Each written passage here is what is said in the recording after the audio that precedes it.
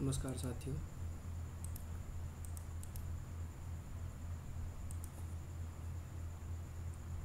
तो देखिए, जो हम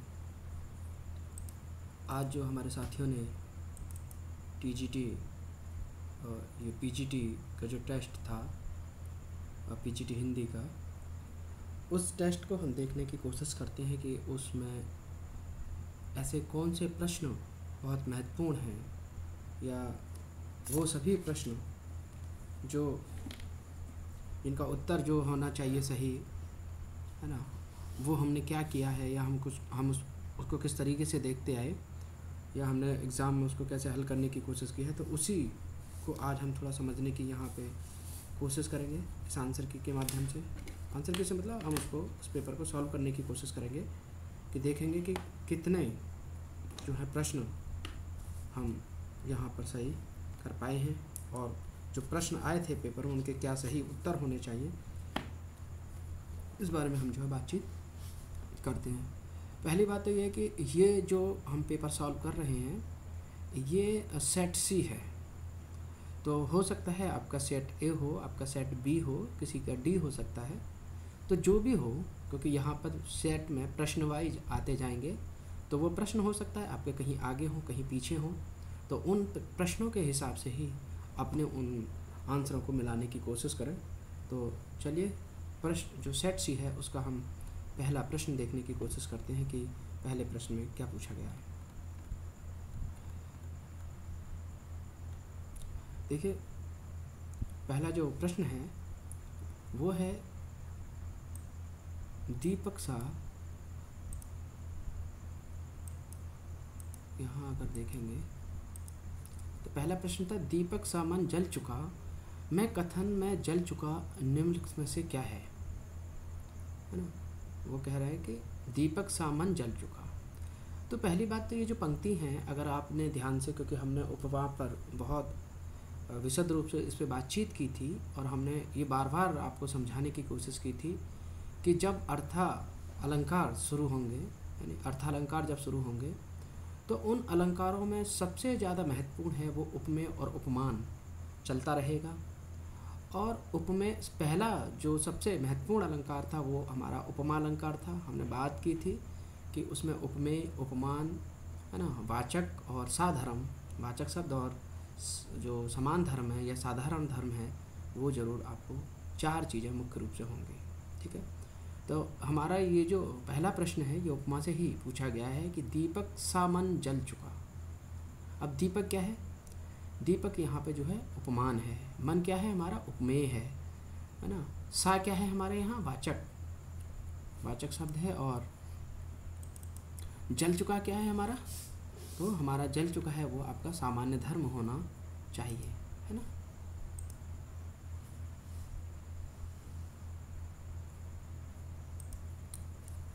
इसमें था दीपक सा मन जल चुका। दीपक क्या है, बात किसकी हो रही है इसमें? तो इसमें देखिए बात जो है वो मन की कर रहे हैं। तो मन क्या है हमारा, उपमेय है। दीपक क्या है हमारा, इससे तुलना की जा रही है, उपमान है। सा क्या है हमारा, वाचक शब्द है ये। और जल चुका क्या है हमारा, सामान्य है ना, जो साधारण धर्म या सामान्य धर्म जो है हमारा ये होगा जल चुका। तो देखिए इसमें प्रश्न में आंसर क्या होना चाहिए था पहले का। तो देखिए दीपक सा मन जल चुका, कथन में जल चुका जो है एक प्रकार से हमारा साधारण धर्म है। क्या है हमारा, साधारण धर्म है। तो यहाँ क्या हो जाना चाहिए फिर, तो यहाँ पर जो है आपका हो जाना चाहिए ऑप्शन डी। क्या होना चाहिए हमारे यहाँ पे, ऑप्शन डी जो है हमारा होना चाहिए, है ना। तो पहले का आंसर जो है हमारा बन गया ऑप्शन डी। अब सभी देखें कि ये सही तरीके से पहुँचे थे। और हमने उपमा पर बातचीत करते समय उपमा को तो बार बार हमने लगातार बोलते रहे थे, जितने भी अलंकार पढ़ाए उपमा को हमने बार बार रिपीट किया था, है ना। बहुत समझाने की कोशिश की थी और सबसे ज़्यादा हमने फोकस किया था वो उपमा पे। हमने ये बार बार कहा था कि उपमा जो है बहुत महत्वपूर्ण अलंकार हो जाता है, अक्सर एग्ज़ाम में पूछ लिया जाता है और देखिए एग्ज़ाम में उपमा का सीधा कोई पंक्ति ना देके, है ना, अलंकार सीधे सीधे ना पूछ के उसके एक तत्व की बात कर ली साधारण की, तो पहले का जो आंसर होगा वो आपका डी होना चाहिए। चाहिए इसलिए कह रहा हूँ क्योंकि हम तो निश्चित तौर पे कहेंगे यही है, लेकिन अब आयोग का क्या कहें, वो अब जो आंसर का ऑफिशियल आंसर की जाएगी उससे यही होना चाहिए, है ना। संभावना हम इस तरह की व्यक्त कर सकते हैं कि यही होगा ऑफिशियल आंसर की में, ठीक है। दोहा और सोठा किस प्रकार के छंद हैं? तो देखिए हमने इस पे भी बहुत विशद रूप से बातचीत की थी।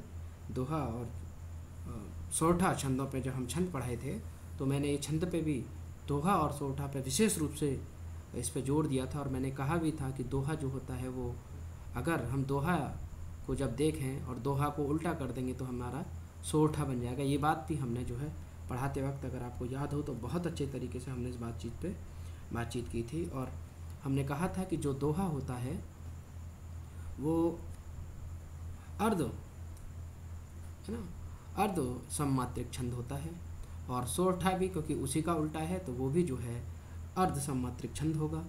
दोहा में तो क्या होता है, पहले हमारी 13 मात्राएं होती हैं पहले चरण में, यानी हमारा पहला और तीसरा चरण, यानी जो विषम चरण है,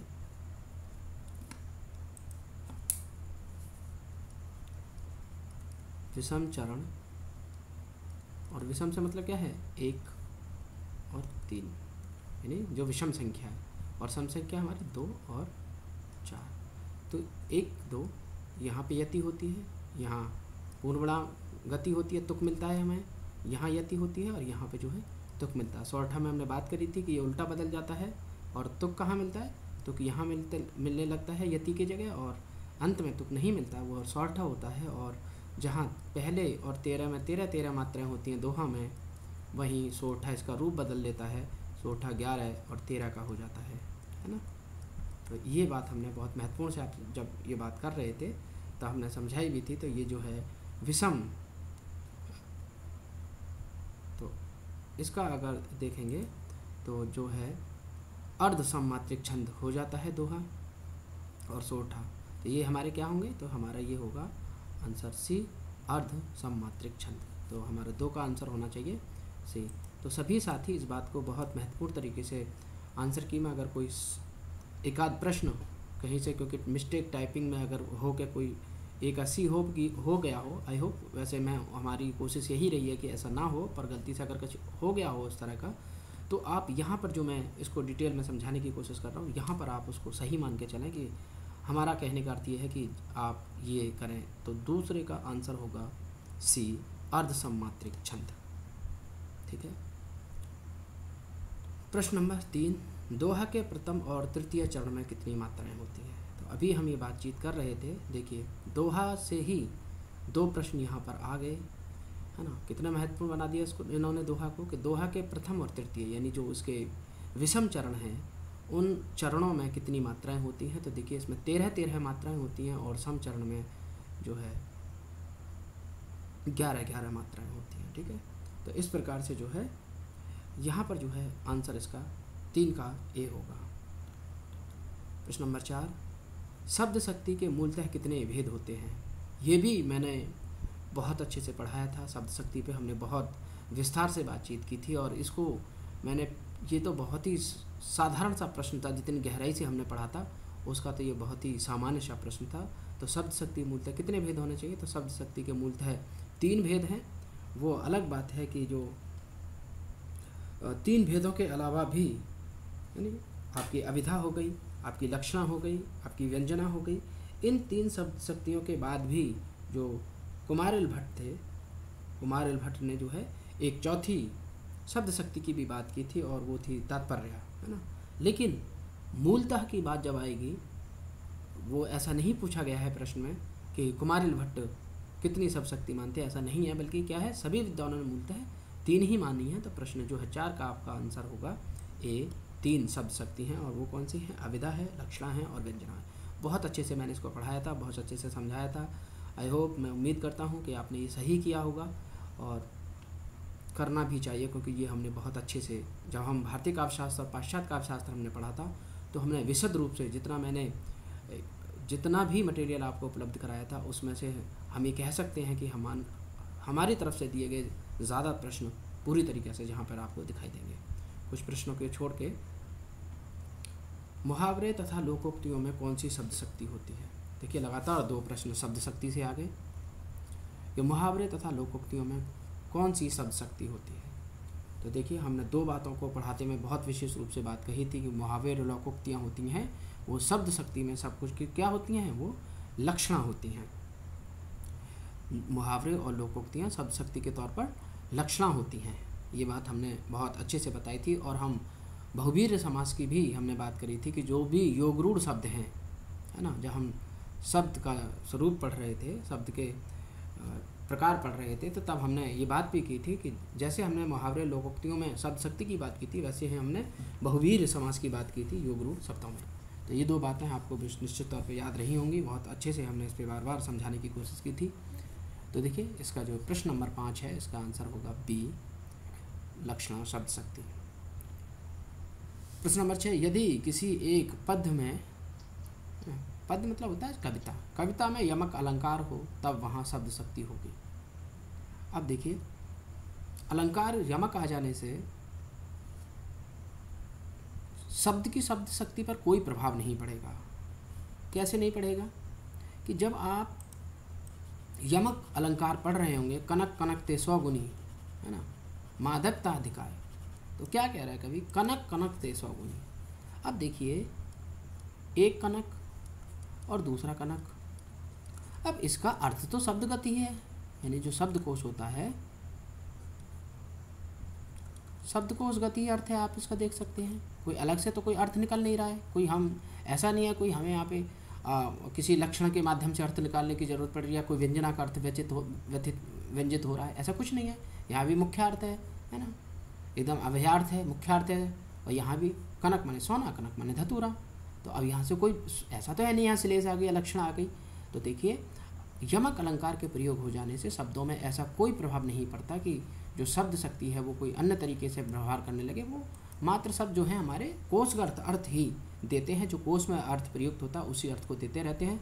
तो इस प्रकार से देखें, यदि किसी पद में यमक अलंकार हो तो वहाँ पर जो है शब्द शक्ति होगी। तो शब्द शक्ति क्या होगी, आपकी शब्द शक्ति अविधा ही रहेगी, जैसा कोशगत अर्थ है वो आपको मिलता रहेगा।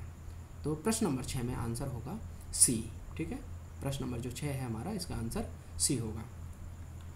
इसके अलावा प्रश्न नंबर 7, शब्द के अर्थ कितने प्रकार के होते हैं। तो देखिए जो हमारी शब्द शक्ति होती हैं उतने ही हमारे शब्द के भी अर्थ होते हैं, क्योंकि हम जो है उसका प्रयोग किस आधार पर करते हैं ये डिपेंड करता है। तो उस हिसाब से देखें, यानी हम शब्द को अविधा की तरह प्रयोग कर रहे हैं, शब्द को हम लक्षणा की तरह प्रयोग कर रहे हैं, कि शब्द को हम व्यंजना की तरह प्रयोग कर रहे हैं। तो ये शब्द प्रयोग पर डिपेंड करता है। इस प्रकार से देखें तो शब्द के जो अर्थ हैं वो 3 प्रकार के होते हैं, है ना। तो इसका आंसर होगा 3।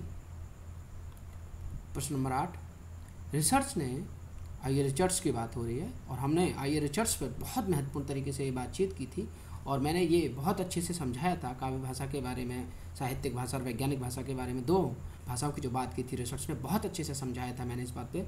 और बिल्कुल देखिए अभी तक एक भी प्रश्न ऐसा नहीं लग रहा है पहले पेज पर कि जो हमने नहीं पढ़ा है, बहुत अच्छे से पढ़ा है, बहुत विस्तार से पढ़ा है।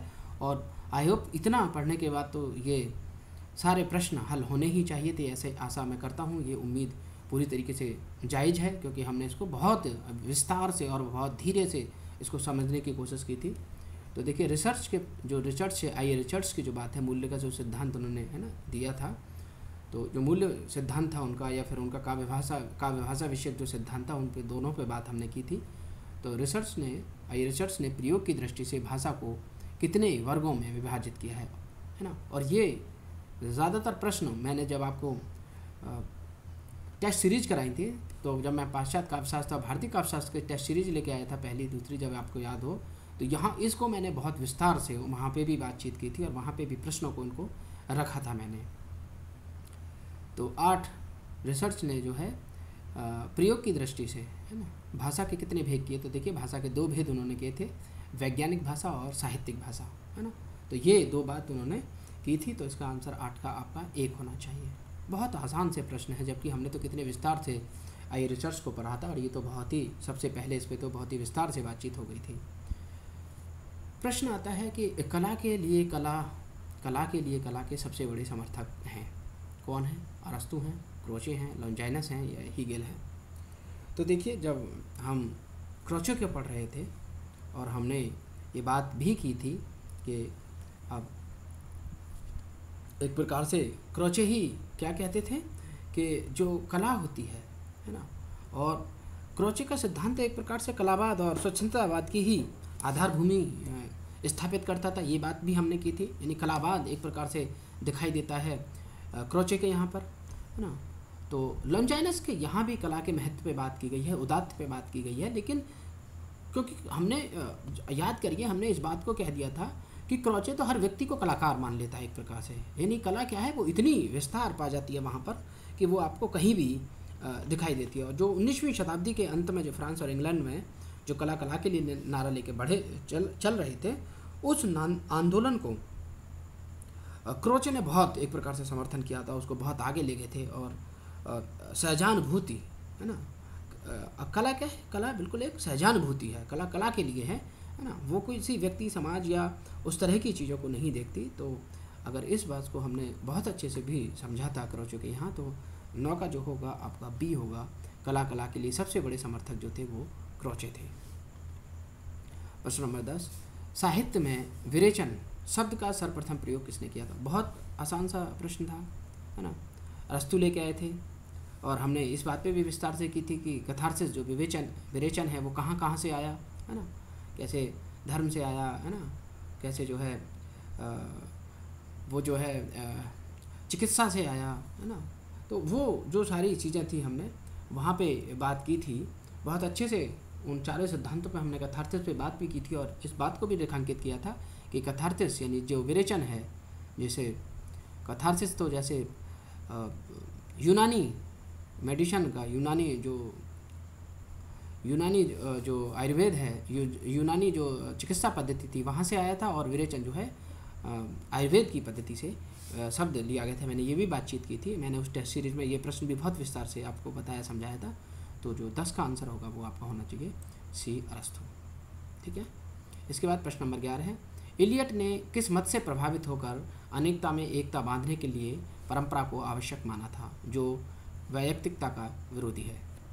देखिए, जो परंपरा का सिद्धांत था ना, हमने इस बात पे भी बात की थी, टी.एस. इलियट का निर्वैयक्तिकता का सिद्धांत ना। निर्वैयक्तिक हमने बात की थी कि नहीं, जिसमें आपकी आप अपने व्यक्तित्व को समाहित नहीं करते बल्कि उससे आप अलग कर लेते हैं, है ना। ये बात जो है हमने बहुत, जो आपको टेस्ट सीरीज वो जो मैंने मटेरियल प्रोवाइड किया था, जो हमने मटेरियल दिया था पाश्चात्य काव्यशास्त्र का, वहाँ पर इस बात को मैंने एज़रा पाउंड के संदर्भ में उनको समझाया भी था, आपको बताया था, उसमें इंक्लूड है, अगर आप देखेंगे तो वहाँ पे ये चीज़ मिल जाएगी। तो ये जो बात थी, है ना, तो इस मत से प्रभाव अनेकता को एकता में बांधने का जो, और परंपरा के लिए, है ना, जो ट्रेडिशन जो उनका अपना एक निबंध था और ट्रेडिशन को लेकर जो उन्होंने पूरी बातचीत की थी, तो वो उनका जो था एज़रा पाउंड से प्रभावित थे। और ये आप अगर उस मटेरियल में देखेंगे तो आपको ये मिल जाएगा वहाँ पे। तो प्रश्न नंबर 11 का होगा बी, एज़रा पाउंड। ठीक है।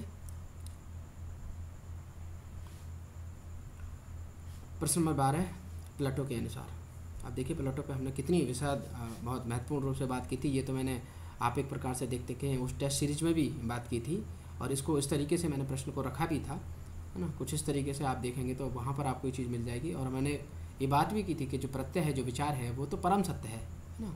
इस प्रत्यय को भी मैंने समझाने की कोशिश की थी, है ना। तो ये बात तो ठीक है कि प्रत्यय यानी जो विचार ही है वो परम सत्य है, ईश्वर उसका सृष्टा है, ये भी बात है, क्योंकि ईश्वर के मन में है वो, है ना।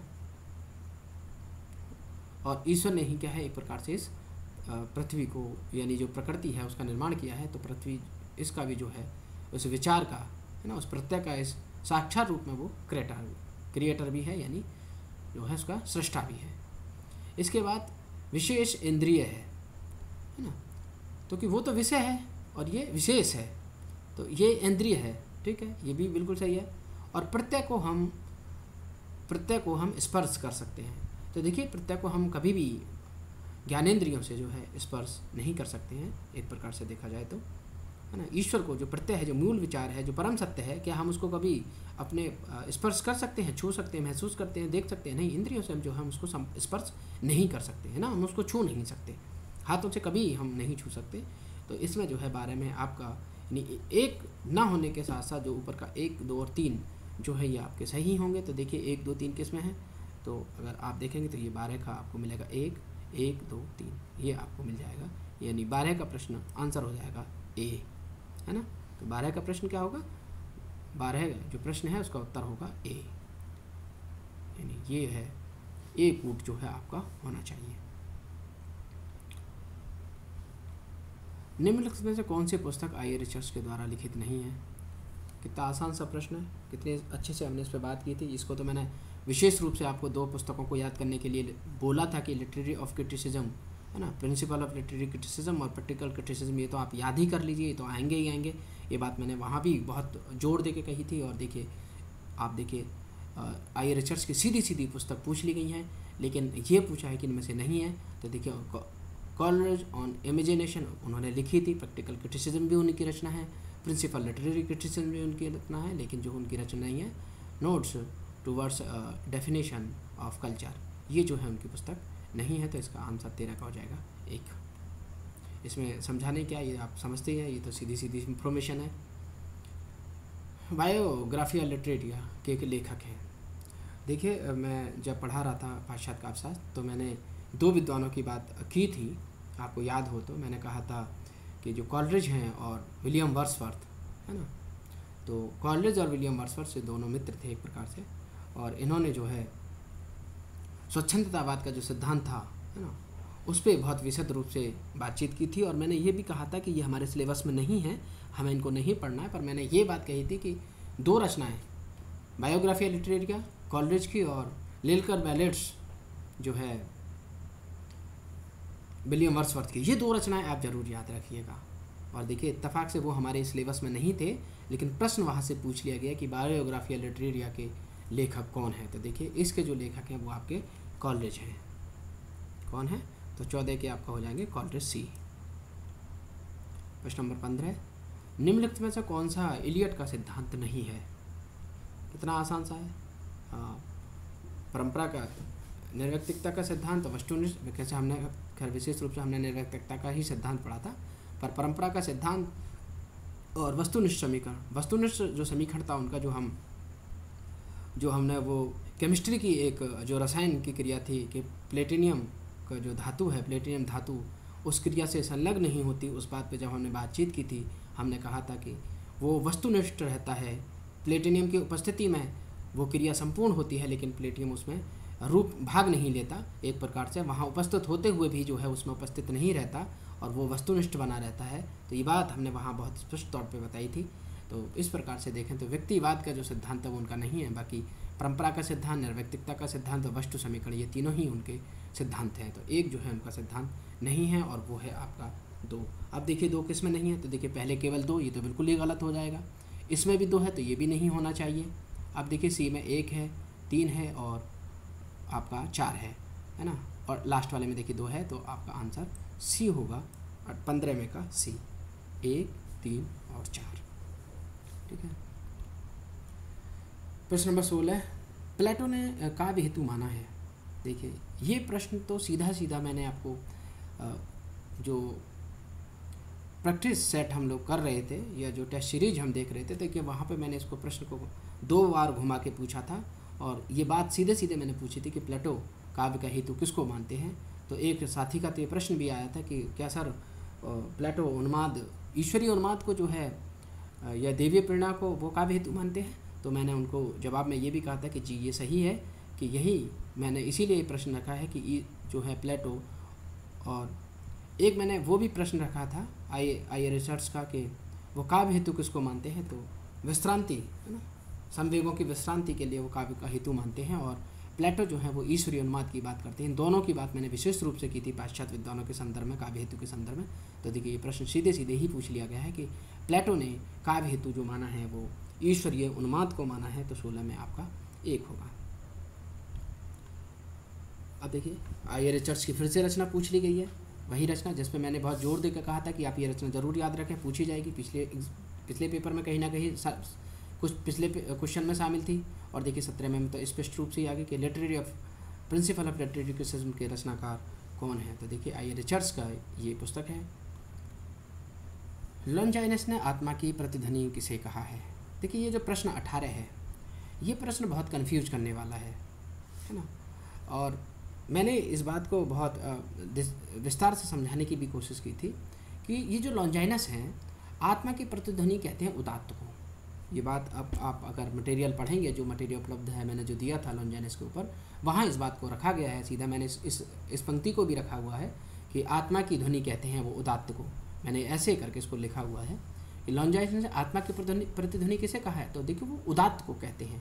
और उदात्त किस चीज़ से बनता है। तो देखिए उदात्त 5 चीज़ों का स्रोत है ना। 5 चीज़ों से जो है उदात्त बनता है, जिसमें से 4 यहाँ रखे हैं सीधे सीधे। गर्मामय रचना विधान से भी बनता है उदात्त, अलंकार योजना बनता है, उत्कृष्ट भाषा शैली हो, महान विचारोद्भावना हो।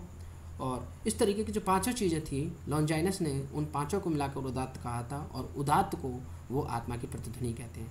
तो अब इस दृष्टि से देखा जाए तो प्रश्न ये भी ठीक, अब तो ये भी ए भी सही होना चाहिए, बी भी सही होना चाहिए, सी भी सही होना चाहिए और डी भी सही होना चाहिए।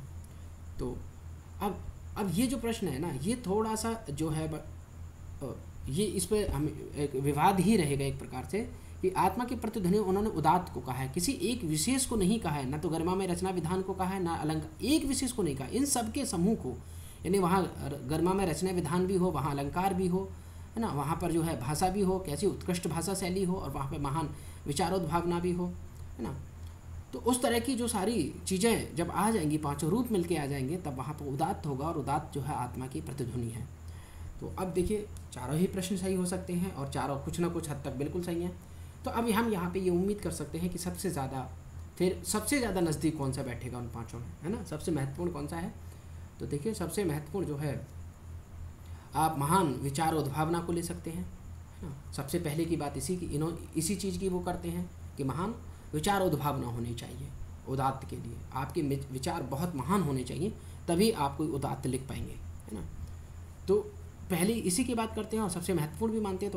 तो हम जो है इसको मान सकते हैं कि ये डी हो। लेकिन अगर ये 18 में संभावना है कि इस पे आयोग में जाया जा सकता है, बातचीत रखी जा सकती है कि ये प्रश्न थोड़ा सा घुमावदार है, और बाद में मूल आंसर की जो ऑफिशियल आंसर की आएगी, वहाँ इस बात को और देखेंगे कि आयोग ने किस बात को माना है। लेकिन इस दृष्टिकोण से जो हमने पढ़ा है, जो पूरा किताब में है, या पूरी तरीके से जहाँ भी लॉन्जाइनस ने बात की है, वो उदात्त को आत्मा की प्रतिध्वनि का है। और उदात्त जो है 4 और एक 5वां तत्व मिलाकर 5 से उदात्त बनता है। तो इसमें जो है एक संदेह बना रहेगा। तो आप साथ ही इस प्रश्न का इंतज़ार कर सकते हैं जब जो हमारी मूल आंसर की आएगी उसके लिए, यानी हम ऑफिशियल आंसर की का वेट कर सकते हैं कि आयोग इसमें से किसको सही मानता है। और वैसे देखा जाए तो ये सब तो उसमें कुछ ना कुछ आंशिक रूप से ठीक है ना। प्रश्न नंबर 19, ये भी बड़ा महत्वपूर्ण प्रश्न हो जाता है, लेकिन बहुत आसान है क्योंकि हमने ये पढ़े थे। अभिव्यंजनावाद पढ़ लेते हैं, क्रोचे था, है ना। उदात्त की बात लॉन्जाइनस ने की। विरेचन सिद्धांत जो है अरस्तु का है। और प्लेटो का जो है अनुकरण का सिद्धांत है ना, नकल जो है अनुकरण का अनुकरण, या जो है देवीय प्रेरणावाद, किसी को भी ले सकते हैं एक प्रकार से देखा जाए तो, अनुकरण का अनुकरण भी। तो अब देखिए इसको मिला लेते हैं। सबसे पहले हम बी को देखते हैं, बी का सेकंड। अब देखिए बी का सेकंड किस में है। तो देखिए बी का सेकंड जो है सिर्फ एक में है, और वो है आपका बी में ही।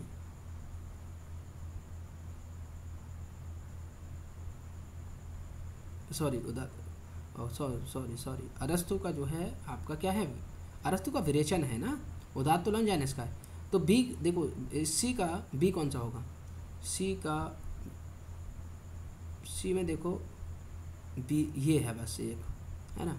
और देखिए बी में 3 देखिए, तो बी में भी 3 विरेचन। तो देखिए इसका सीधा आंसर और किसी में मिल ही नहीं रहा है, बिल्कुल स्पष्ट है। तो देखिए इसका आंसर भी सी हो जाएगा, यानी 19 का आंसर क्या होगा, सी होगा, बिल्कुल स्पष्ट है। एक ही अगर आपको याद आ जा रहा है, अरस्तु का भी याद रख लिया आपने, लॉन्जाइनस का किसी एक का याद है, तो पूरा प्रश्न हल हो जाएगा। बहुत आसान प्रश्न है, बहुत सरल प्रश्न था, 19 का सी। प्रश्न नंबर 20, निम्नलिखित में से टी.एस. इलियट की पुस्तक है। तो इनमें से जो है टी.एस. इलियट की पुस्तक कौन सी है। तो साइंस एंड पोएट्री रिचर्ड्स की थी, आई रिचर्ड्स की। The sacred wood T S. Eliot की थी। द मेकिंग ऑफ लिटरेचर ये नहीं है टी.एस. इलियट की। द वेस्टलैंड जो है ये जो है टी.एस. इलियट की रचना थी, है ना। साइंस एंड पोइट्री पर तो मैंने बात भी की थी। इसको मैंने ये भी कहा था कि जो है आप इसको ज़रूर, ये भाषा के संदर्भ में जो बात थी कि भाषा दो प्रकार से काम करती है, वैज्ञानिक और साहित्यिक। साइंस एंड पोइट्री ये भाषा विषयक जो उनका IELTS का अध्ययन था वो इस पुस्तक के अंतर्गत आप स्पष्ट रूप से देख सकते थे। तो 20 का जो हो वो पहले तो एक होगी सेकंड और फोर्थ। तो सेकंड और फोर्थ किस में है? तो देखिए सेकंड और फोर्थ जो है आपका आंसर बी में है, यानी 20 का आंसर हो जाएगा बी। ये भी बहुत आसान सा सवाल था, हमने बहुत अच्छे से इस पर बैचलैंड की तो बात ही की थी। इन पर जो है उनको नोबेल प्राइज़ भी मिला था 1948 में, इसकी बात हमने की थी बहुत अच्छे से, आपको याद हो तो। 21 क्रोचे का कौन सा सिद्धांत अरस्तु के अनुकरण सिद्धांत का विरोध करता है? ये प्रश्न थोड़ा सा कह सकते हैं एक प्रकार से जो है घुमा के प्रश्न पूछ लिया गया है ना, लेकिन फिर भी जो है हम इसको इतना ज़्यादा ये नहीं कह सकते कि ये कोई बिल्कुल अद्भुत या नए प्रकार का प्रश्न था। हाँ, हम कह सकते हैं कि ये थोड़ा सा घुमा के पूछा गया प्रश्न था, लेकिन इसको फिर भी आसानी के साथ हम देखना चाहें तो समझ सकते हैं कि ये उतना भी घुमा हुआ प्रश्न नहीं था, है ना।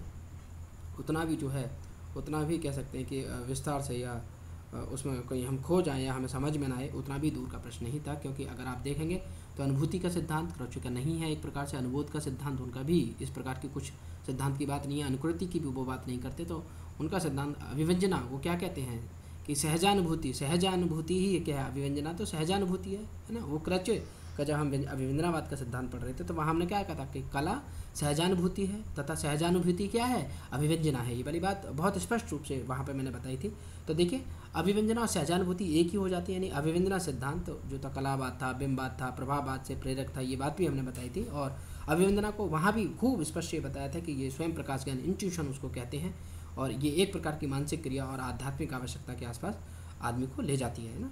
और अभिव्यंजना जो है वो अखंड है, ये भी बात हमने कही थी। तो ये सारी चीज़ें अगर याद आ जाती थी आपको तो इसमें आप सीधे सीधे जा सकते थे, इसमें भी कुछ नहीं पूछा गया है नहीं। बाकी 3 प्रश्न आपको 3 जो आंसर है वो मिलते ही नहीं क्रोचे से एक प्रकार से, और सी ही बचता है। तो 21 का सी हो जाएगा कि क्रोचे का जो अरस्तु का जो सिद्धांत का उन्होंने विरोध किया है वो अपने सहजानुभूति में ही एक प्रकार से किया है ना। और वो क्यों किया था कि वो अगर हम देखें तो उसका ऐसा क्यों कर रहे थे वो कि जो कला जो क्रोचे थे वो कला का उद्भव ना तो अनुकृति को मानते थे, है ना, और ना नियमबद्ध यांत्रिकता को मानते थे। दोनों ही चीज़ों को वो अस्वीकार करते थे। ये बात मैंने बताई थी अच्छे से। और हमने ये भी बात करी थी कि प्लेटो और अरस्तु ने जो कला दृष्टि, उनका जो मूल अनुकृति, यानी वो मान रहे थे कि कला और दृष्टि सृष्टि का जो मूल होता है वो अनुकृति होता है ना, नकल होता है। और जब ये बात को जो है वो क्रोचे बिल्कुल अस्वीकार कर देते हैं, है ना, वो इस बात को बिल्कुल भी स्वीकार नहीं करते कि जो कला है, यानी कला की जो सृष्टि है उसका कोई अनुकृति या मूलकता या नियमानुवर्तिता होती है, बल्कि इन दोनों को ही वो क्रोचे ने अमान्य कर दिया था एक प्रकार से दे सकते हैं। और वो कहते हैं कि कला क्या है, कला तो स्वतः ही स्फुट होती है ना, तो ये सहजानुभूति है। तो एक प्रकार से इसमें कुछ भी नहीं था, सीधा प्रश्न था। बस अगर आपको ये पता था कि बाकी सिद्धांतों ने इस तरह का कोई सिद्धांत पे बात नहीं की, बल्कि उनका सहजानुभूति यानी अभिव्यंजनावाद का सिद्धांत, और वो अरस्तु के अनुकरण का विरोध करता है।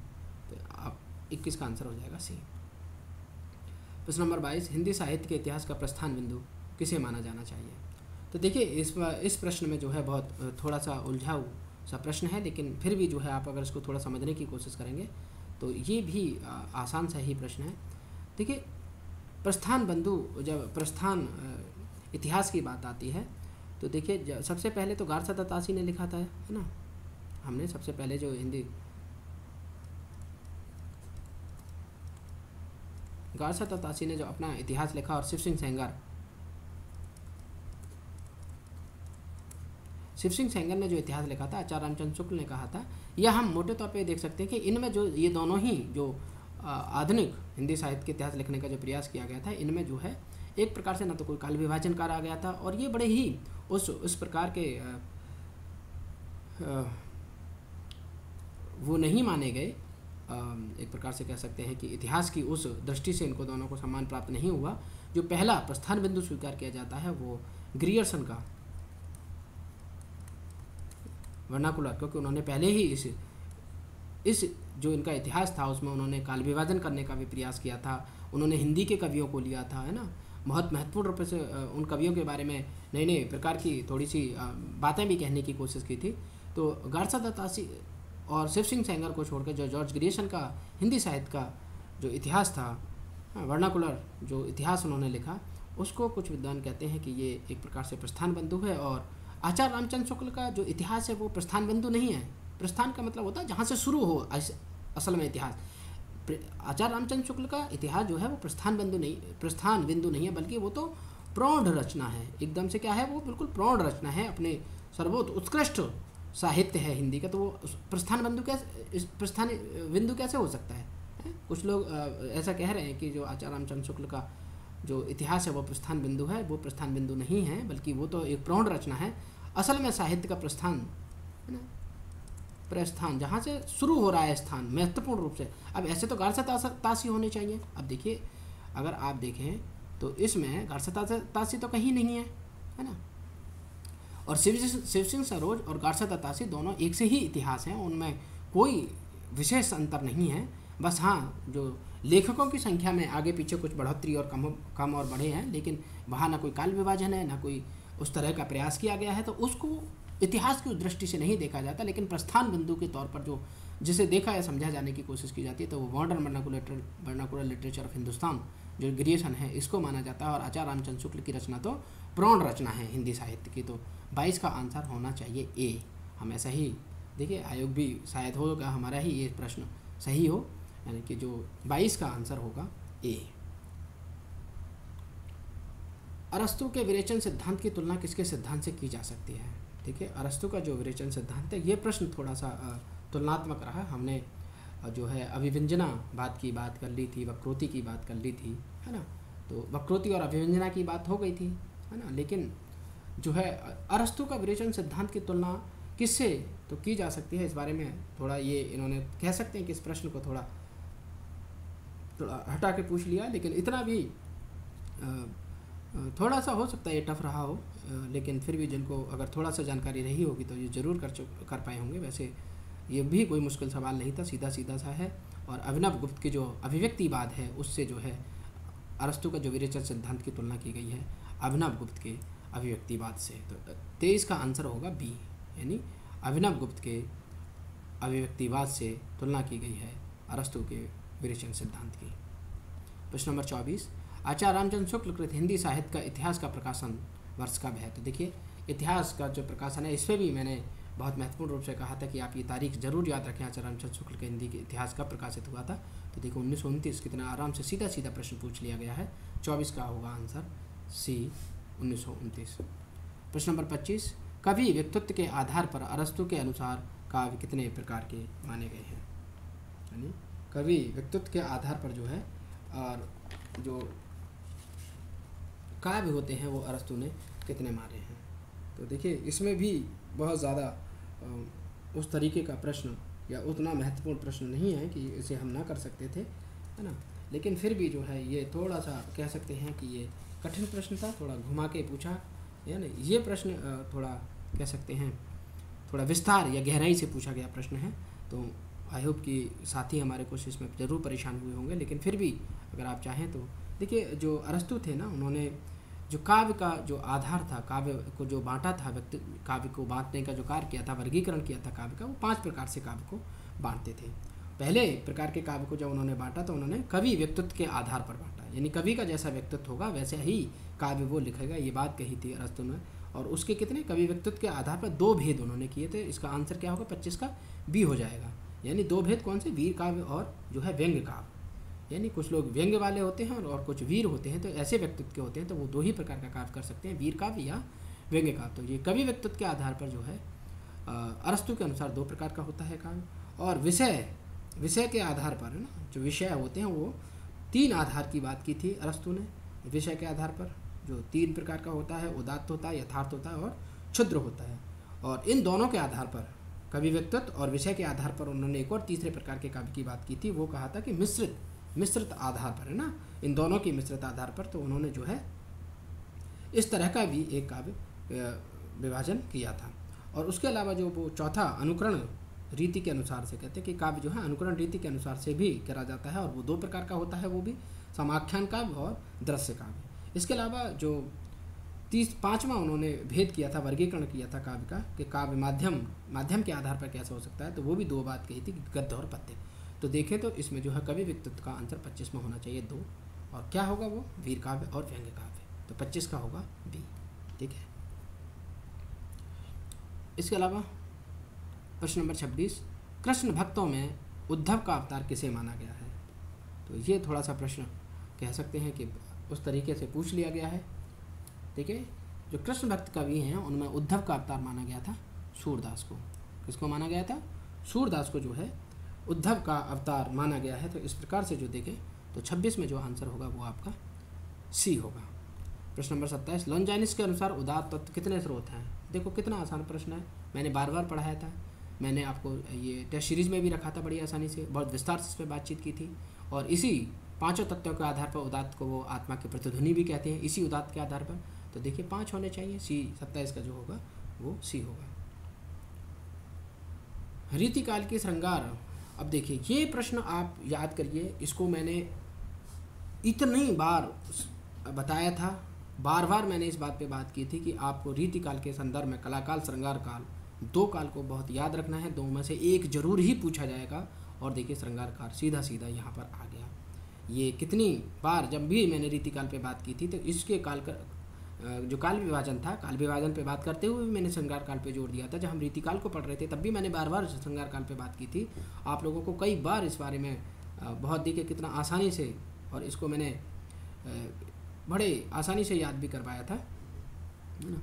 तो रीतिकाल को श्रृंगार काल किसने कहा था? तो ये आपका आंसर ए है, विश्वनाथ प्रसाद मिश्र ने रीतिकाल को जो है श्रृंगार काल कहा था।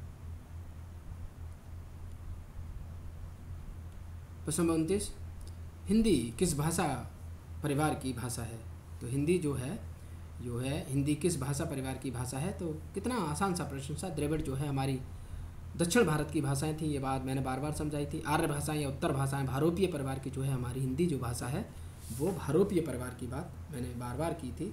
और भारोपीय परिवार में जो आर्य परिवार है उसकी बात, यानी आर्य और भारोपीय जो परिवार था वहाँ से थी। तो देखिए बहुत, जब मैं हिंदी भाषा के उद्भव पे बात कर रहा था, इसको भी मैंने बड़े, और मैंने जो हमने टेस्ट सीरीज की थी उसमें भी मैंने इस प्रश्न को रखा था, आपसे पूछा था कि कितना सिंपल सा आसान सा प्रश्न है। आया भारोपीय परिवार, हिंदी जो है वो भारोपीय परिवार की भाषा है। देवनागरी लिपि है। देखिए अभी पिछली साल वाला जब मैं पेपर आपके लिए हल कर रहा था, अभी जो एग्ज़ाम से 4 दिन पहले, तो 2 दिन पहले मैंने आपको पेपर दिया था, उसमें ये प्रश्न मैंने पिछली बार भी पूछा था उन्होंने, और ये पूछा था कि बताइए देवनागरी लिपि की सबसे बड़ी जो दोष है वो क्या माना जाता है ना। और बात की गई थी कि अक्षरात्मक लिपि, अक्षरात्मक होना उसका सबसे बड़ा दोष माना जाता है। तो देवनागरी लिपि है। अब देखिए उसी बात को वो मैंने कितना, इस पर भी आपको मटेरियल दिया था, उसमें भी इस बात को अंडरलाइन किया हुआ था, हाईलाइट किया हुआ था, इस पर मैंने अलग से बातचीत की थी। उस पेपर को हल करते हुए अक्षरात्मक लिपि पे बातचीत की थी। तो देखिए प्रश्न सीधा सीधा जो हम बात कर रहे थे वहीं से सीधा आ गया, और इसको बड़े अच्छे तरीके से आपको याद रखना चाहिए था। और मैं उम्मीद है कि हमारे सभी साथियों ने प्रश्न को सही किया होगा कि देवनागरी लिपि जो है वो एक अक्षरात्मक लिपि है, अक्षर के आधार पर। प्रश्न नंबर 31, निम्नलिखित से कौन सी हिंदी का जो है संचार माध्यम नहीं है? अब देखिए इसमें जो थोड़ा सा प्रश्न, ये थोड़ा सा उलझाने वाला प्रश्न है। कैसे उलझाने वाला है कि इंटरनेट, चलिए इंटरनेट पे हिंदी में भी बातचीत होती है, हिंदी में भी प्रचार हो सकता है, संचार होता है, और इंग्लिश में भी हो सकता है। BBC न्यूज़, अब देखिए BBC न्यूज़ हिंदी का भी है और इंग्लिश का भी है। या तो यहाँ पे ये भी पूछा, अब देखिए यहाँ पे जो है स्पेशल तौर पे इस पर आप स्टिक कर सकते थे कि BBC हिंदी की बात हो रही है या BBC इंग्लिश की बात हो रही है। BBC न्यूज़ तो है BBC, है ना, लेकिन उसके भी 2 रूप है, एक हिंदी का एक अंग्रेजी का। दूसरा हॉलीवुड, देखिए हॉलीवुड तो हिंदी का प्रचार का माध्यम है ही नहीं, बॉलीवुड में हिंदी बिल्कुल बोली जाती है, बिल्कुल प्रसार का माध्यम है। तो देखिए एक तो सीधे तौर पर हो गया आपका 4, तो देखिए 4 किस में है? तो देखिए 4 इसमें नहीं है, ये एलिमिनेट हो गया, ये है और ये है, और इसमें भी 4 नहीं है तो ये भी एलिमिनेट हो गया, बाहर निकल के। तो अब आपके बचे 1 और 2, 1 और D, A और D बचे आपके। अब देखिए अब ये जो A और D है ना, इसमें प्रश्न जो है आपको फंसा रहा है। पहले में कह रहा है इंटरनेट और बॉलीवुड, तो पहला इंटरनेट यानी A, और 4th यानी इंटरनेट और बॉलीवुड हिंदी का बिल्कुल सही है। इंटरनेट से भी हिंदी का प्रचार, क्योंकि इंटरनेट पर आजकल बहुत सारी पत्रिकाओं का प्रचार किया जा रहा है इंटरनेट के माध्यम से, है ना। दूसरा जो है संचार का माध्यम, है ना, क्योंकि आजकल इंटरनेट पर बहुत कुछ संचार किया जा रहा है हिंदी के माध्यम से, और वैसे भी BBC का भी जो है हिंदी से संचार किया जाता है ना। तो दोनों ही चीज़ें बहुत थोड़ी इसमें उलझाने वाली हैं। तो इसमें या तो प्रश्न ठीक होना चाहिए सेकंड और फोर्थ। तो सेकंड और फोर्थ किस में है? तो देखिए सेकंड और फोर्थ जो है हमारा सी में है ना। सेकंड और फोर्थ जो है हमारा सी में है, और या इंटरनेट और बॉलीवुड, तो ए और फोर। तो देखिए ये थोड़ा सा प्रश्न आयोग इस बात को तय करेगा कि इन इंटरनेट को मानेगा या बीबीसी न्यूज़ को मानेगा संचार के लिए। संभावना ये भी बन सकती है कि वो जो है बी और हॉलीवुड जो है इसको ज़्यादा माने, यानी सेकंड और फोर्थ। तो सेकंड और फोर्थ की अगर बात करें तो इसका 31 का आंसर जो हो जाएगा वो सी हो जाएगा। यानी जो है आप अब ए भी लेके चल सकते हैं और सी भी ले के चल सकते हैं। अब डिपेंड करता है कि आप स्पष्ट रूप से, तो ये आयोग ही बता पाएगा ऑप्शन आंसर कि उसने किसको अपनी दृष्टि में रखा है बीबीसी न्यूज़ को, क्योंकि बीबीसी न्यूज़ हिंदी में भी है और अंग्रेजी में भी है। हिंदी में आजकल उसके संचार होता है, लेकिन पर बीबीसी न्यूज़ कह देने से वो पूरी तरीके से, जैसे इंटरनेट पर कह देने से बहुत सारी चीज़ें होती हैं इंटरनेट पे, वैसे ही बीबीसी न्यूज़ कह देने से भी बहुत सारी चीज़ें हैं। हिंदी और इंग्लिश दोनों ही लैंग्वेज हैं, तो किसके केंद्र में उसको रख रहा है, तो ये थोड़ा सा मुश्किल और थोड़ा सा घुमावदार पेज है इस प्रश्न में। तो आप वैसे संभावना, क्योंकि मैंने ए सी दोनों लेके चला, पर मैं जिस संभावना में ज़्यादा व्यक्त कर रहा हूँ वो हो सकता है सेकंड और फोर्थ को ही स्वीकार किया जाए, यानी आंसर सी को जो है इसमें ज़्यादा स्वीकार करने की संभावना हो सकती है। प्रश्न नंबर 32, हिंदी कवियों के प्रथम व्रत संग्रहकार कौन थे? तो देखिए प्रथम व्रत संग्रहकार और आचार्य रामचंद्र शुक्ल ने गारसा दत्तासी और शिव सिंह सेंगर को एक प्रकार से यही कहा है, या जो मिश्र बंधु थे, या उन लोगों को विद्वान आचार्य रामचंद्र शुक्ल क्या कहते हैं कि वो लोग जो हैं एक प्रकार से व्रत संग्रहकार ही हैं, है ना। तो इस प्रकार से यहाँ पे देखें तो क्योंकि पहले हैं, और शिव सिंह सेंगर भी उसी तरीके हैं ना, हिंदी में कमरुद्दीन कर रहे थे और फ्रेंच भाषा में लिखा गया था।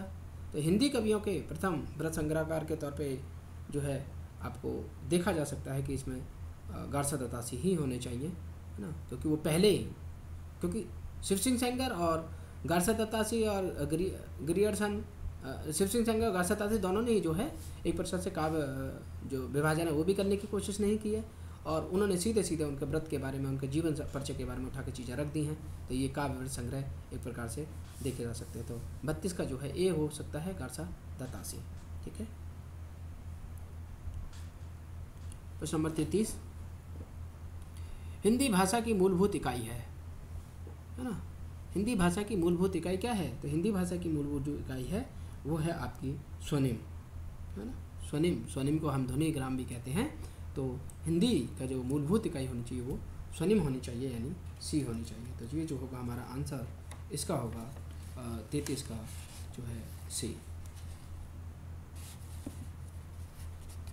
इसके अलावा प्रश्न नंबर 34, हिंदी के आदिकाल को सिद्ध सामंत युग किसने कहा है? देखो इस पर भी, इसको मैंने टेस्ट सीरीज में भी लिया है, कई टेस्ट सीरीज में जब हम कर रहे थे इस प्रश्न को मैंने कराया भी था, बहुत बार मैंने इस पर बात भी की थी कि सिद्ध जो है सिद्ध सामंत युग जो स्वीकार किया है वो आपके महापंडित राहुल साकृतानंद ने इसको स्वीकार किया है ना, वही जो है सिद्ध सामंत काल आदिकाल को कहते हैं। बहुत आसान क्वेश्चन था, है ना। तो इसका आंसर 34 का क्या होना चाहिए? राहुल साकृतानंद। डी मैंने बहुत, आप जो टेस्ट सीरीज के रहती है उसमें भी रखा था, बार बार मैंने इसको भी समझाया था। तो 34 का जो है आंसर आपका होगा डी। प्रश्न नंबर 35, दंतोष्ट वर्ण व्यंजन के जब हम थोड़ा से जो मैंने पांचों वर्ग और उसके बाद के जो ध्वनियाँ थी, जब मैं बात कर रहा था कि कैसे ध्वनियाँ गले से शुरू होने के बाद में, कंठ से शुरू होने के बाद में स्वर हमारे एकदम कंठ के नीचे से, यानी पूरा मुंह खोल कर कंठ के नीचे से जो है एक प्रकार से बोले जाते हैं, फिर कंठ में आ जाते हैं, फिर हम तालव में आ जाते हैं, है ना, फिर जो है हम मूर्धन्य की तरफ चले आते हैं, है ना, फिर हम दंत पे आ जाते हैं, फिर हम होठ पे आ जाते हैं। तो उस तरीके से पूछा गया कि दंतोष्ट। अब देखिए बोल दिया या, ये अर्ध स्वर था, या रा, है ना, या रा ला वाह। अब देखिए वाह आपके दांत और होठ में लें, वाह बोल के देख लेते। बहुत आसान प्रश्न था, इसको मैंने बहुत अच्छे से भी बताया था, समझाया भी था। तो 35 का जो है आपका आंसर होगा डी, कि दंतोष्ट वर्ण इसमें वाह है, वाह। प्रश्न नंबर 36, अभिमान मेरु किसे कहा जाता है?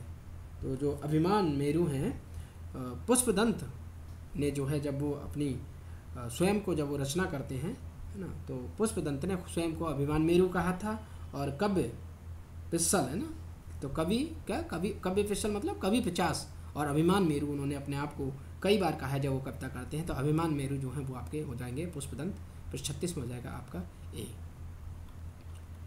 प्रश्न नंबर 37, अपभ्रंश के प्रथम महाकवि कौन थे? देखिए इस बात को भी मैंने बार बार खूब अच्छे से समझाया था। डॉक्टर राम कुमार वर्मा थे, है ना, डॉक्टर राम कुमार वर्मा ने जो है मैंने इस बारे में बात की थी कि वो हिंदी का पहला महाकवि जो स्वीकार करते हैं वो स्वयंभू परमचरु के आधार पर स्वीकार करते हैं। राहुल साकृतानंद ने शहरपाद को स्वीकार किया है, पर क्योंकि शहरपाद को मैंने ये भी समझाया था कि शहरपाद जो हैं उनकी मुक्तक रचनाएं मिलती हैं, कोई कविता उनकी बहुत उस तरीके की कोई रचना नहीं मिलती, तो लोग उस आधार पर जो है श्रवाकाचार्य की जो देवसेन की रचना है श्रवाकाचार्य की, उसको पहली रचना मान लेते हैं, पर पहला कवि जो है शहरपाद को मानते हैं। लेकिन प्रथम महाकवि अपभ्रंश का जो माना गया था वो स्वयंभू का माना गया था, है ना। तो इसका जो है अपभ्रंश के प्रथम महाकवि जो है वो आपके स्वयंभू हैं। तो 27 का क्या होगा? बी होगा। 37 का क्या होगा? बी। प्रश्न नंबर 38, देवनागरी लिपि दुनिया की सर्वाधिक वैज्ञानिक लिपि है। तो देखिए ये प्रश्न जो है राहुल साकृतानंद का है, ये वक्तव्य उन्होंने कहा, लेकिन उन्होंने देवनागरी नहीं प्रयोग किया, बल्कि उन्होंने कहा है कि नागरी लिपि दुनिया की सर्वाधिक वैज्ञानिक लिपि है ना। तो ये जो बात की थी वो राहुल साकृतानंद ने कहा था कि नागरी लिपि, ना कि देवनागरी लिपि, बल्कि उन्होंने कहा कि नागरी लिपि दुनिया की सर्वाधिक वैज्ञानिक लिपि है। ये जो कथन था ये राहुल साकृतानंद का था। प्रश्न नंबर 38 का हो जाएगा सी। पुरुष कहानी हों कहों उस पत्थावे पुत्र, है ना, उस पत्थावे पुण्य, किस कवि की उक्ति है? तो देखिए ये जो उक्ति थी ये आपकी विद्यापति की उक्ति थी, बहुत उस तरीके की सामान्य सी उक्ति उससे पूछी गई विद्यापति की उक्तियों में से। तो ये जो है पुष्प कहानी को कहूँ जस पत्थावे पुण्य जो है ये विद्यापति की उक्ति है। तो 39 का आपका हो जाएगा बी। 39 में क्या हो जाएगा? विद्यापति, बी। प्रश्न नंबर 40, गोरख की वाणियों का संग्रह सर्वप्रथम किसने किया था? देखिए ये प्रश्न तो मैंने आपको लिख के भी बताया था, इस बात को अंडरलाइन करके बताया था कि देखिए गोरख वाणियों का जो सबसे पहला सर्वप्रथम संग्रह किया था वो पीतम्बर दत्त बड़तवाल ने किया था। ये बात मैंने स्पेशल जब मैं पढ़ा रहा था गोरखनाथ को, तो ये बात जो है मैंने आपको अंडरलाइन करके भी पढ़ाई थी, और मैंने इसको बार बार लिखा भी था कि पीतम्बर दत्त बड़तवाल, है ना, जो पीतम्बर दत्त बड़तवाल थे इन्होंने गोरखवाणी का सर्वप्रथम संग्रहण किया था। तो देखिए 40 का आंसर हो जाएगा आपका सी। 41, भाष शब्द की उत्पत्ति, भाषा के बारे में बात कर रहे थे, बहुत सिंपल सा प्रश्न था। पहले ही जब मैंने भाषा की उत्पत्ति भाषा शब्द की बात करी थी तो वहाँ पे सबसे पहले यही समझाया था कि भाष शब्द से जो भाष है, भाष माने भागना चलना, एक प्रकार से यानी भागना या चलना है, तो भाष शब्द की उत्पत्ति से जो है भाषा का अर्थ माना गया था। यानी भाष जो है 41 का भाषा शब्द की उत्पत्ति भाष से मानी गई, संस्कृत की जो धातु है वो भाष से मानी गई थी। ये लिखा है मटेरियल में भी, मैंने इसको दिया था, ये भी प्रश्न मैंने दिया है, ये भी बहुत आराम से इसको समझाया था। प्रश्न नंबर 42, प्राकृत अनुशासन के लेखक हैं। देखिए ये प्रश्न थोड़ा सा आपको उलझाने वाला है। कैसे उलझाने वाला है? तो प्राकृत अनुशासन जो रचना है एक प्रकार से वो हेमचंद की रचना है ना, पर यहाँ पे हेमचंद तो है ही नहीं ऑप्शन में, तो फिर कौन है?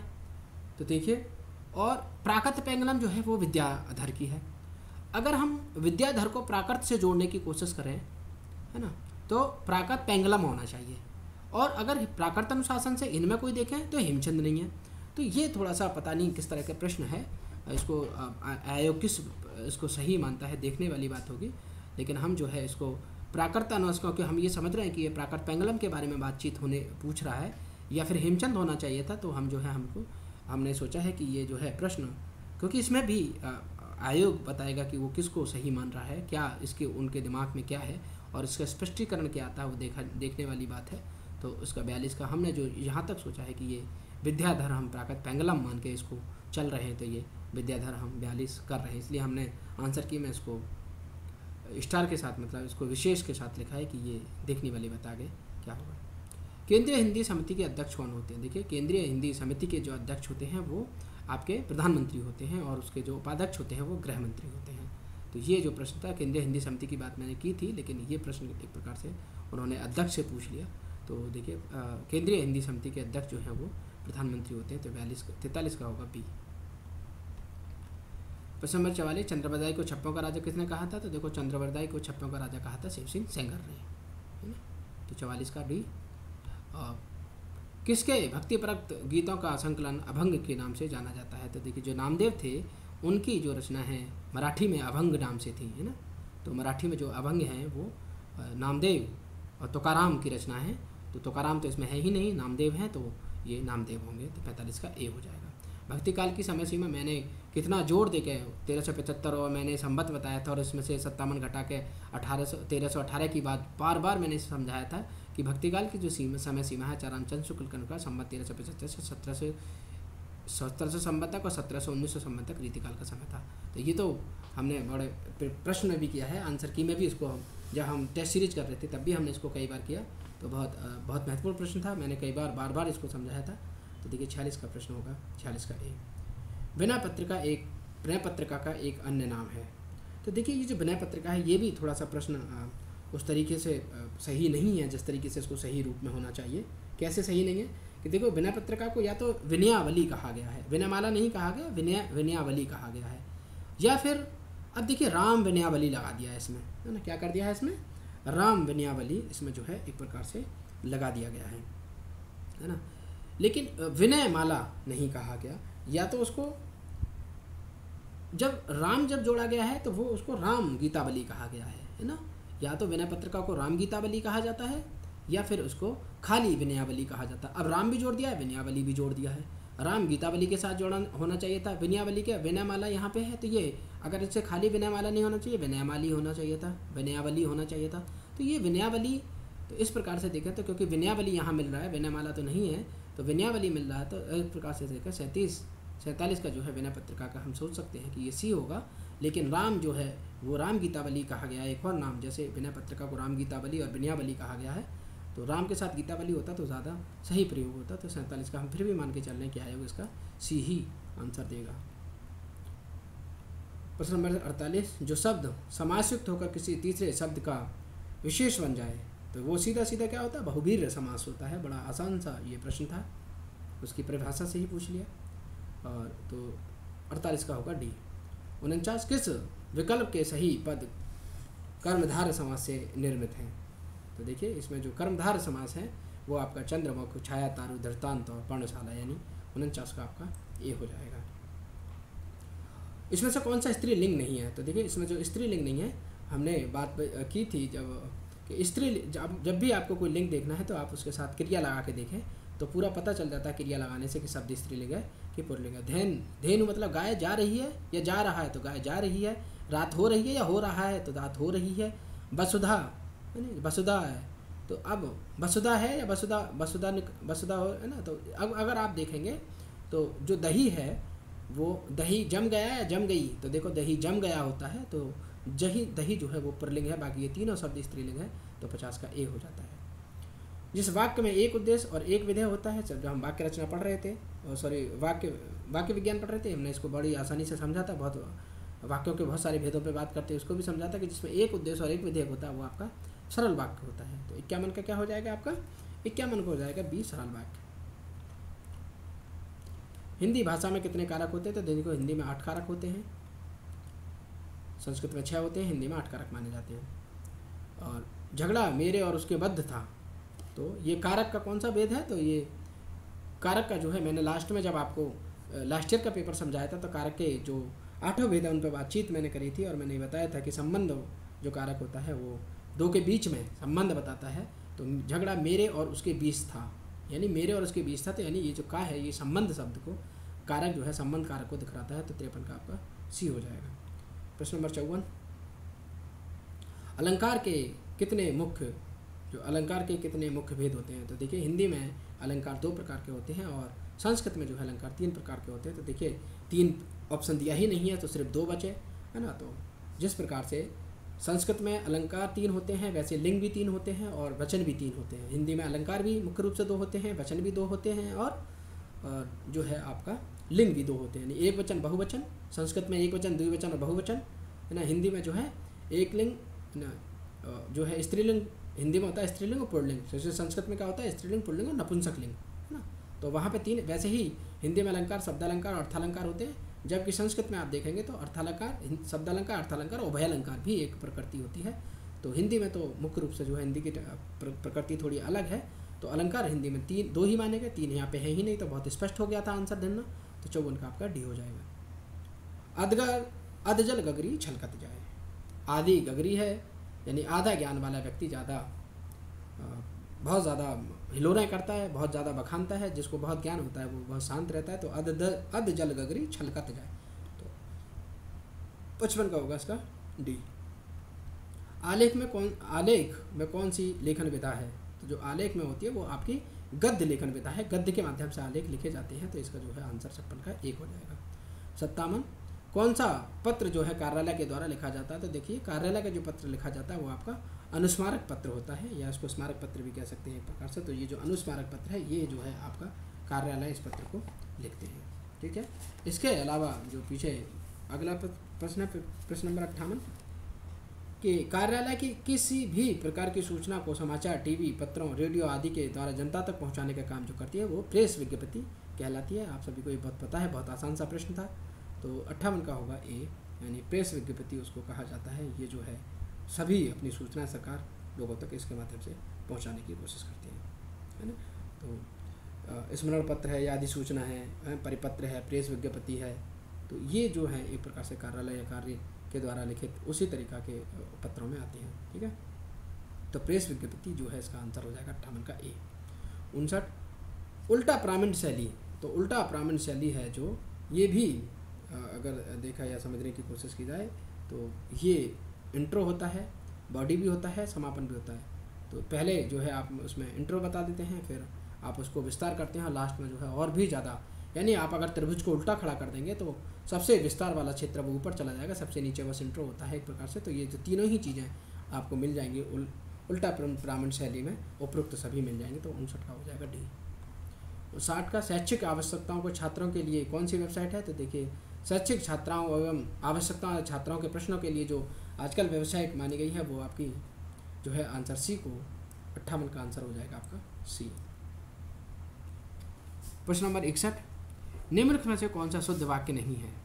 तो देखिए इसी बहाने हमें दर्शन हो गए ना, तो इसी बहाने हमें दर्शन हो गए। हाँ, तो इसी बहाने हमें दर्शन हो गए, आप आ गए, इसी बहाने हमें दर्शन हो गए। और अश्वमेध का घोड़ा पकड़ा गया, तो अश्वमेध जो है उसका घोड़ा पकड़ा गया, ये भी ठीक है। उपस्थिति लोगों ने संकल्प लिया, तो उपस्थित लोगों ने संकल्प लिया नहीं होता, बल्कि उपस्थित लोगों ने संकल्प किया, है ना। तो जो है ये क्रिया के माध्यम से जो है अशुद्ध वाक्य हो जाएगा। तो जो है आपका आंसर, और आपका यह मत ग्राह्य योग्य है, तो ये बात बिल्कुल ठीक है, ये भी ठीक है, ये भी ठीक है, ये भी ठीक है। जो है आपका आंसर जो है इसमें शुद्ध नहीं होगा, तो शुद्ध नहीं है। उपस्थित लोगों ने संकल्प किया होता है, ना कि लिया। तो वहाँ पर उपस्थित लोगों ने संकल्प किया है, यानी लिया नहीं है बल्कि संकल्प किया है, तो आंसर हो जाएगा इसका सी। ये थोड़ा सा गहराई का प्रश्न है, मतलब इसे जो क्रिया है, क्रिया के आधार पर और क्रिया का सही प्रयोग कैसा होता है जब ये बहुत क्रिया संबंधी एक प्रकार की अशुद्धि है, तो ये बहुत गहरा प्रश्न है। अगर आसान नहीं था इसको पकड़ना, जब तक आप बहुत डिटेल से और पूरे ध्यान से आप प्रश्न को नहीं समझने की कोशिश करते। वसंत के कोकिल का अर्थ क्या है? देखिए वसंत में कोयल नहीं बोलती, बल्कि कोयल तो जो है जब आम बौर आ जाते हैं तब बोलती है, लेकिन बसंत में अगर कोयल बोल रही है तो ये बल्कि क्या है, यदा कदा दृष्टिगत होना, बड़ा ही आप ईद के चांद होने की जैसी स्थिति है कि आप वसंत में कोयल बोल रही है। तो वसंत के कोकिल का अर्थ है यदा कदा ही दृष्टिगत होना, कभी कभी ही दिखाई देना, है ना। तो 62 का हो जाएगा डी। 63, प्रतिभा नवनमोशालिनी प्रज्ञा किसने कहा? देखिए ये प्रश्न तो मैंने सबसे ज़्यादा जो प्रतिभा है उस पर जो बात की थी, राजशेखर की बात की थी मैंने, और भट्टतोत की जो पंक्ति है मैंने आपको मटेरियल में भी दी थी, प्रश्न में भी मैंने इसको कराया था, प्रश्नोत्तरी में भी मैंने इस प्रश्न को कराया था, और बहुत अच्छे से मैंने इस पर बताया था कि ये प्रतिभा के बारे में सबसे महत्वपूर्ण परिभाषा होती है जो अक्सर एग्ज़ाम में पूछी जाती है। और देखिए एग्ज़ाम में सीधी पूछ ली गई, और मैंने आपको ये टेस्ट सीरीज में भी लगवाई थी, मैंने आपको स्पेशल इसका अर्थ भी बताया था, मैंने स्पेशल ये भी कहा था कि ये बहुत महत्वपूर्ण परिभाषा है और प्रतिभा के बारे में ये संभावना बनी रहती है कि ये आ जाए। और देखिए हमने पढ़ाया और स्पष्ट रूप से ये आपको दिखाई दे दिया गया, बहुत ना आसानी से मिल गया। तो प्रतिभा को नवनमोशालिनी प्रतिभा, ये भट्टतोत ने इनको कहा था। 63 का ए हो जाएगा। कविता को जीवन और जगत की अभिव्यक्ति किसने कहा है? तो देखिए कविता क्या है, जो निबंध की मैंने बार बार बात की कि कविता क्या निबंध है, आचार्य रामचंद्र शुक्ला का बहुत महत्वपूर्ण निबंध है। देखो वहीं से सीधा प्रश्न आया है कि कविता को जीवन जगत की अभिव्यक्ति कहा है आपके आचार्य रामचंद्र शुक्ल है। तो 64 का आपका डी हो जाएगा। प्रश्न नंबर 65, आत्मविस्तार में ही आत्मा की पूर्णता है, तो ये कथन किसका है? तो देखिए आत्मविस्तार में जो आत्मा की पूर्णता मानी है वो आपकी बाबू गुलाब राय ने मानी है। तो 65 का आंसर हो जाएगा डी। प्रश्न नंबर 66, आचार्य वामन ने काव्य हेतु के लिए किस शब्द का प्रयोग किया। ये देखिए मैंने टेस्ट सीरीज में ये प्रश्न कराया था, बार बार मैंने आपको बताया था कि काव्य हेतु की जब हम बात कर रहे थे, और भारतीय काव्यशास्त्र तो हमने इतने विस्तार से पढ़ा था, और देखिए कितनी अच्छी बात है कि जिस चीज़ को हमने सबसे ज़्यादा विस्तार से दिया टाइम, भारतीय काव्यशास्त्र पाश्चात्य काव्य पे सबसे अच्छी क्लासें हुई थी, बहुत देर तक क्लासें हुई थी, लंबी लंबी क्लासें, मटेरियल बहुत दिया था, प्रश्न कहीं से भी आया, हमारे मटेरियल से बाहर भी नहीं है एक प्रकार से देखा जाए तो ये जो है आचार्य वामन ने काव्य हेतु के लिए किसको, तो काव्य हेतु के लिए काव्यांग कहा था आचार्य वामन ने, और ये मैंने अंडरलाइन करके रेड लाइन से आपको दिया गया था लिख के।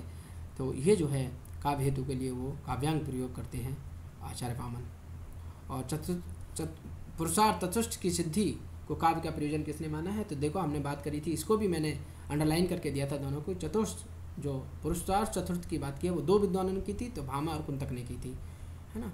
तो वो दो देखो दोनों विद्वान एक साथ पीछे नीचे रखे हैं, तो 67 में आपका डी ये रहे, भामा और कुंतक। प्रश्न नंबर 68, किसने ईश्वरीय उन्माद को काव्य हेतु माना है। देखिए अभी जो लगातार हम प्रश्न पढ़ रहे हैं, देखिए हमारी टेस्ट सीरीज़ में जो हम देख रहे थे भारतीय काव्यशास्त्र और पाश्चात्य काव्यशास्त्र में, देखो ये भी प्रश्न मैंने आपसे सीधे सीधे पूछा था, और एक हमारे साथी ने इस प्रश्न को भी पूछा था, वो हल नहीं कर रहे थे तो उनको लगा था कि ये शायद एक नई चीज़ पूछ ली, लेकिन मैंने उनको कहा था कि हाँ ये सही है कि ईश्वरीय उन्माद को ही काव्य का हेतु माना है।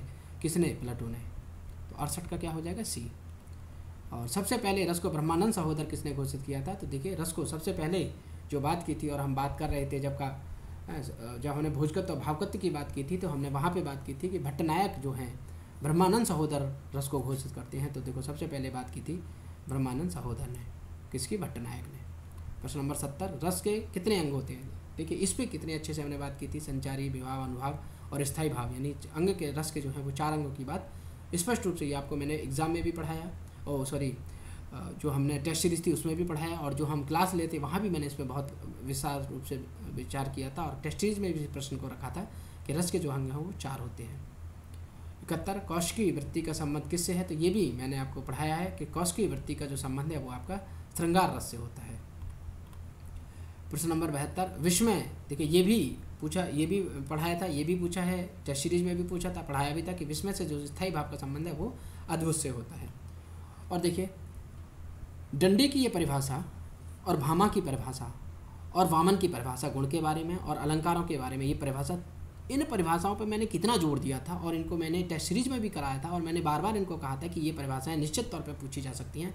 और देखिए ये परिभाषा सीधे सीधे तौर पर वहीं से आई हैं कि काव्य शोभा कराम धर्मान अलंकार पृच्छते। मैंने कहा था कि जब काव्य की शोभा करने वाले धर्मों के अलंकार की बात होगी, तब वहाँ पर आपको क्या करना होगा, वहाँ पर आपको जो है डंडी को पकड़ना है, डंडी को आपको नहीं भूलना है। तो देखिए 73 में आपका हो जाएंगे डंडी, और डंडी कहाँ है, देखो डी में, है ना। अनुप्रास में जब हम लाट्या अनुप्रास कर रहे थे, तब मैंने इसको कितनी बार कहा था कि एक पूरा वाक्य होता है, और उसमें से कुछ ही ध्वनि और माध्यम से 1-2 शब्द बदल के, या पूरा अर्थ का ही 1-2 वर्ण बदल के पूरा अर्थ उसी तरीके से आ जाता है, और अर्थ भी बदल जाता है। तो देखिए लाट्या अनुप्रास का जो भेद था, पूत का पूत तो क्यों धन संचय, ये मैंने आपको जो है जो मटेरियल पढ़े थे उसमें इस छंद को मैंने रख के भी जो है आपको इसका बताया है उदाहरण के तौर पे कि यहाँ पे जो है लाट्या अनुप्रास है। तो इस प्रकार देखें 74 का क्या हो जाएगा, आपका लाट्या अनुप्रास ए हो जाएगा। यह घोड़ा मन से भी तेज़ दौड़ता है, क्या है, अतिशयोक्ति है। घोड़ा मन से कैसे तेज़ दौड़ सकता है, तो ये क्या है, ये जो है एक प्रकार की अतिशयोक्ति है। तो ये अतिशयोक्ति को जो है आप स्पष्ट तौर पर इसमें देख सकते हैं। तो 75 में आपका क्या हो जाएगा, अतिशयोक्ति हो जाएगा।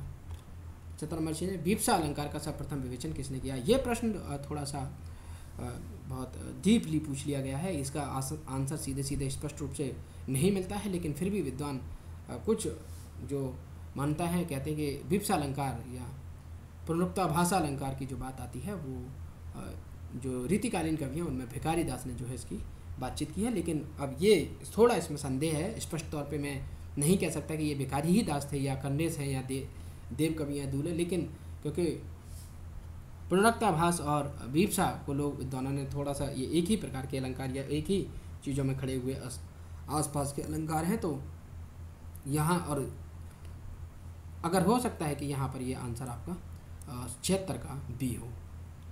रसगंगाधर, ये रचना देखो कितनी स्पष्ट है, कितनी मैंने टेस्ट सीरीज में भी कराई, आपसे भी पूछा, पढ़ाते में भी बात में जोर दिया कि रसगंगाधर बहुत महत्वपूर्ण रचना है, पंडित जगन्नाथ की रचना थी। देखो कितनी बार कहा था मैंने कि संचारी 33 हैं। 33 संचारियों को याद करने की ज़रूरत नहीं है, इनकी संख्या याद रखनी है। 8 असात्विक अनुभावों को आप जरूर याद रखें। मैंने ये बात कही थी कि मैंने कि जब आप अगर आठों सात्विक अनुभावों को याद कर लेंगे और महत्वपूर्ण जो ऐसे नाम संचारी के जो नए प्रकार के नाम हैं उनको याद कर लेंगे तो आपका पूरा आसानी से हल हो जाएगा। और देखिए सीधा जिस पे मैंने सबसे ज़्यादा जोर दिया था संचारी भावों की संख्या पे, तो देखिए वो 33 है। पूछा सीधा। दूसरा प्रश्न असूया क्या है, तो देखिए असूया जो था ना तो वो काव्य दोष था, हमने खूब पढ़ा था, ना तो काव्य गुण है, हमने ये भी पढ़ा था, ना वो एक प्रकार का अलंकार है, ये भी पढ़ा हमने, ये भी नहीं है। तो असूया क्या बचा, ना ये अनुभाव सात्विक अनुभाव था, 8 सात्विक अनुभाव में नहीं आता। ये 33 क्या है, 33 के अनुसूया की बात मैंने भी की थी कि ये थोड़ा सा अलग हट के नाम है, तो आप इसको जरूर याद रखें। तो देखिए संचारी में अनुसूया पूछ लिया गया, तो ये क्या है, एक प्रकार का संचारी भाव है। तो 79 का हो जाएगा आपका डी। छप्पे किस प्रकार का छंद है, तो देखिए छप्पे जो है आपका एक मात्रिक विषम और संयुक्त छंद होता है ना। तो इसमें संयुक्त भी नहीं है और इसमें मात्रिक भी नहीं है, तो इसमें क्या है, विषम है, तो विषम पूछा है, तो छप्पे विषम है। और हमने इस बात को जब हमने छंद पढ़ाए थे तो हमने इस बात को बताया भी था कि देखिए जो छप्पे है, जैसा कि इसके नाम से ही पता चलता है छप्पे यानी 6 पंक्तियों वाला ये छंद होता है। और ये छप्पे है 2 से मिलकर बना है। मैंने ये भी बताया था कि जो इसके पहले 4 चरण होते हैं वो रोला के होते हैं और बाद के 2 होते हैं वो उल्लाला के होते हैं। तो प्रथम द्वितीय तृतीय चतुर्थ का इसमें योग होता है। और छप्पे और उल्लाला सम विषम दोनों प्रकार के हैं, यानी प्रथम द्वितीय और तृतीय चतुर्थ। और चारण चरणों का योग होता है वो हमने ये बात भी की थी कि 15 और 13 मात्रा यानी 28 मात्राओं वाला ये एक प्रकार का छंद है। और छप्पे जो है एक विषम छंद है। तो 80 का आंसर बी होगा। यानी अगर आंसर की मैं इसका आंसर सी लिख गया, लेकिन वो मैंने सी नहीं लिखना चाहा, मुझे वो शायद बाय मिस्टेक कैसे भी उसमें लिख गया है, वो मैंने बाद में देखा जब वो आंसर की डल चुकी थी। तो आप उसको जो छप्पे किस प्रकार का छंद है, तो आप इसको मान के चलें कि ये मैं जो कहना चाह रहा था ये आंसर बी है इसका। विषम जो छंद है छप्पे जो है एक विषम छंद है, ना कि अर्धसम या सम है ना। तो ये जो है एक प्रकार से देख सकते हैं कि ये सम विषम या जो है ये विषम के रूप में आपको दिखाई देता है। प्रश्न नंबर 81, शिल्पगत आधार पर दोहे का उल्टा छंद है। देखिए शिल्पगत आधार पर दोहे का कौन सा है, सोरठा है, सीधा सा है। कितनी बार मैंने पूछा था इसको, कितनी बार बताया था, बार बताया था कि सोरठा को जरूर याद रखें, उल्टा है होता है, पूछ लिया जाता है। और देखो पूछ लिया सीधा। 81 का सोरठा सी। 4 चरणों वाले समान मात्राओं के छंद को क्या कहा जाता है, देखो जिसमें सारों समान छंद रहे तो वो क्या है, चौपाई है, 16 मात्राएं, तो क्या है वो आपकी मात्रिक समछंद है। तो 82 का आंसर हो जाएगा ए। छंदमाला किसकी रचना है, तो छंदमाला तो मैंने जो केशवदास की रचनाओं पर जोर दिया था, तो मैंने इसमें ये भी कहा था कि आप छंदमाला रचना को जरूर याद रखें। तो जो छंदमाला रचना है वो है आपकी केशवदास की। तो 83 में क्या हो जाएगा, तो 83 में आपका हो जाएगा सी केशवदास।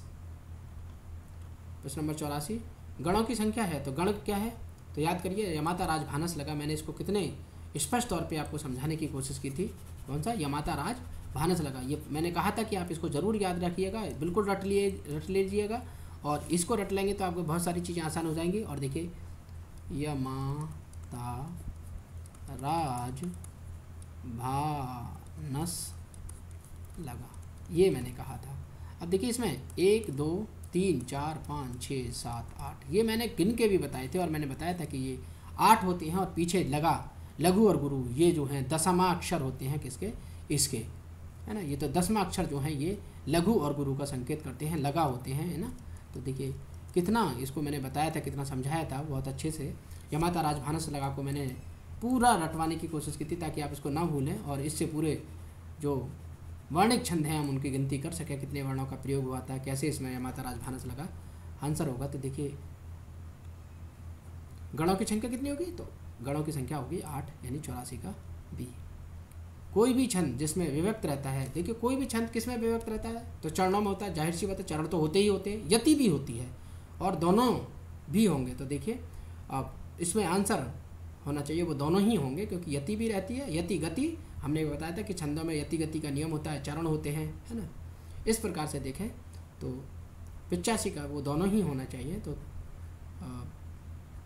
इस प्रकार से ये जो है 85 का भी थोड़ी बहुत इसमें शक स्वभाव रह सकता है, थोड़ा बहुत कि हो सकता है इसमें सिर्फ चरण ही मान ले, वो यति को ना माने, लेकिन फिर भी जो है हम सी की तरफ ज़्यादा ही जाएंगे क्योंकि दोनों चीज़ें मिलती हैं। और हो सकता है आयोग सिर्फ चरण पे ही बात खत्म कर दे, तो वो आगे देखते हैं, लेकिन संभावना यह है कि इसमें सी ही होगा, 85 का सी। सोठा छंद पहले और तीसरे चरण में है। तो पहले यानी जो विषम चरण है, पहले और तीसरे का मतलब हो गया विषम, और विषम में कितनी है 11-11 मात्राएं, और क्योंकि दोहा में कितनी है विषम में, वो 13-13 होती है, और सोठा में 11-11 होती है। तो देखो कितना आसान था, मैंने कितनी बार इसको पढ़ाया था। तो 86 का जो है आपका बी हो जाएगा। प्रश्न नंबर 87, छंद शास्त्र के 10वां किसे कहते हैं। देखिए 10वां आ गए उसी सूत्र के, फिर से इसका प्रश्न पूछ लिया गणों का। 10वां कौन से, यमाता राजभानस लगा में जो लघु गुरु हैं लास्ट के लगा है ना, तो लघु गुरु जो हैं वो दोनों वर्ण देखिए इसमें, तो 8 गण और 2 लघु गुरु, 2 लघु हैं तो 2 लघु नहीं है, 1 लघु और 1 गुरु है ना। तो ये देखिए 1 लघु और 1 गुरु आपको यहाँ मिल जाएगा। तो ये जो हो गया सी हो गया।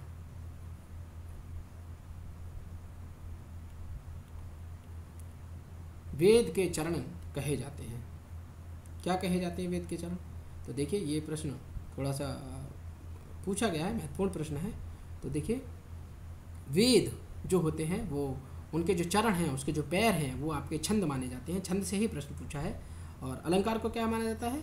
तो देखिए अलंकार को जो देखें तो उसमें कुछ नहीं माना गया। शिक्षा को नाक माना गया था, कल्प जो थे उनकी हाथ की बात की गई, व्याकरण को मुख माना गया था, ज्योतिष को उसके नेत्र कहे जाते हैं, और निरुक्त को कान कहा जाता है, और छंद को जो है आपके उसके वेद में चरण कहा जाता है। तो देखिए वेद में चरण जो है वो छंद होते हैं। ठीक है।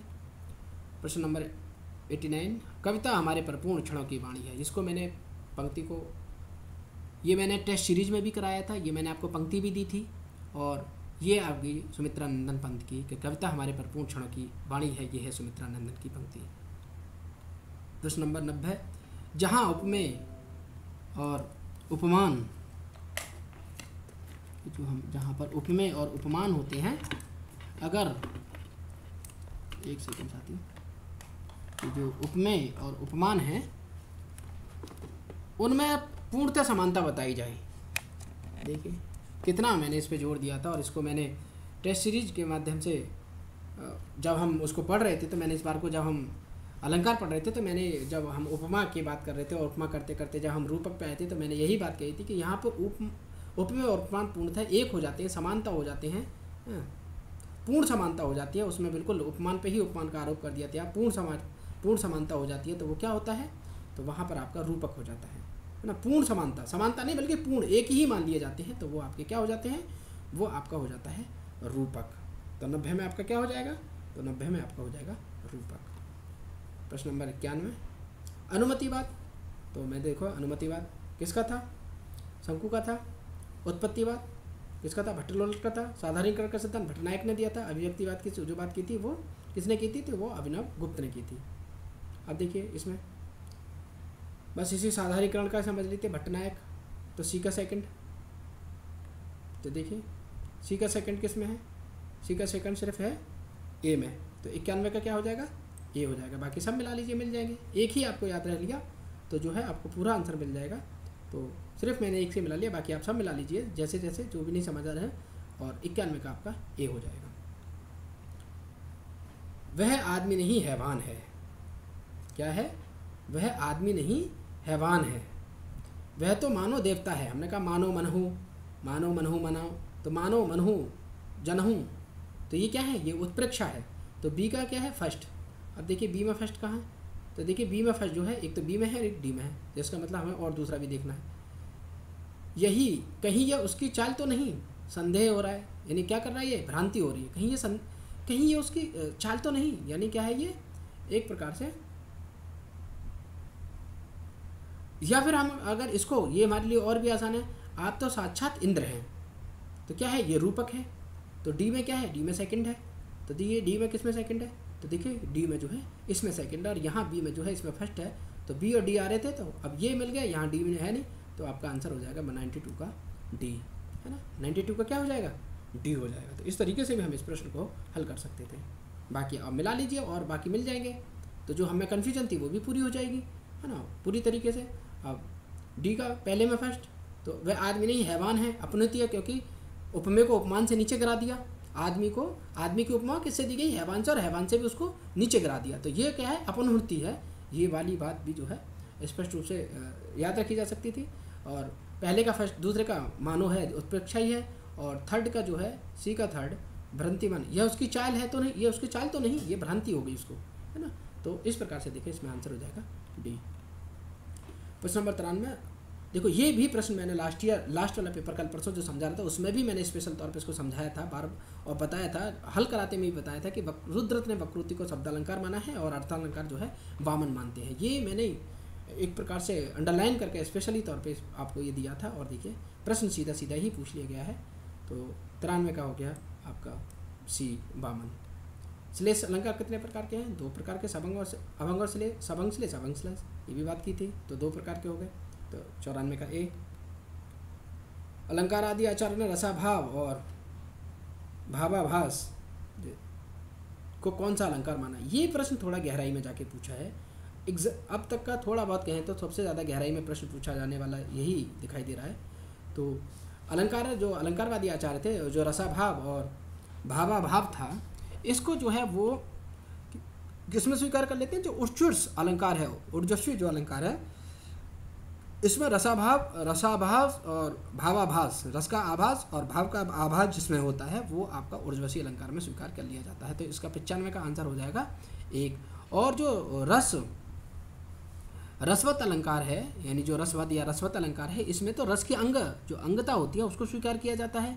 और जो प्रेमवद अलंकार होता है उसमें जो है भाव की अंगता को स्वीकार किया जाता है। और रस और भाव दोनों की अंगता को स्वीकार किया जाता है, वो ऊर्जस्वी जो अलंकार है उसमें स्वीकार किया जाता है। 85 का जो है एक होगा आपका 1। और जो समाहित अलंकार है वो भाव शांति की अंगता जो है उसको समाहित करता है। तो ये थोड़ा सा बहुत महत्वपूर्ण, एक प्रकार से कह सकते हैं बहुत गहरा प्रश्न था, जो सामान्य तौर पर उम्मीद नहीं कर सकते थे हम।